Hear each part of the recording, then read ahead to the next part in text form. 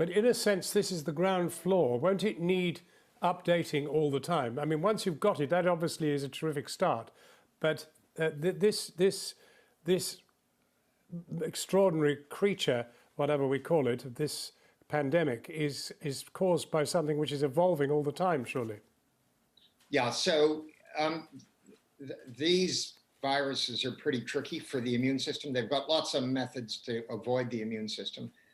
They don't mutate as fast as influenza, though. The mutation rate in this virus is pretty slow, but the intensity of your immune response is not so great for this virus. So in many ways, I think the observation made by the previous speaker is right. We're probably going to need a seasonal coronavirus vaccine that we all have every year to give us protection. And that may change with mutations, but this isn't a very variable virus. And I suspect it may stay the same for some years before we need to change it. And finally, Sir John, the question everybody's asking you, when? When will it be? When can I have one? Yeah, so as you may have spotted, there's a wide range of views on this subject. I'm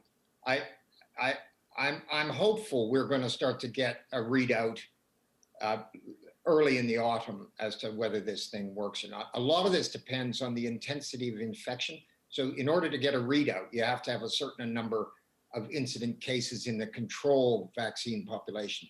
And that then tells you that you can look at the real vaccinated population and see whether they've been protected.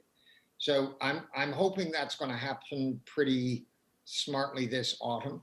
But then don't forget, these vaccines are unlikely to completely sterilize a population. They're very likely to have an effect which works in a percentage, say 60 or 70%.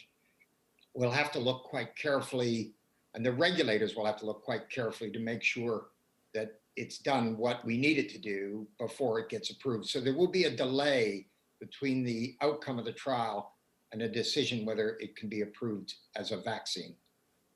And of course, anything that happens— Professor Sir John Bell.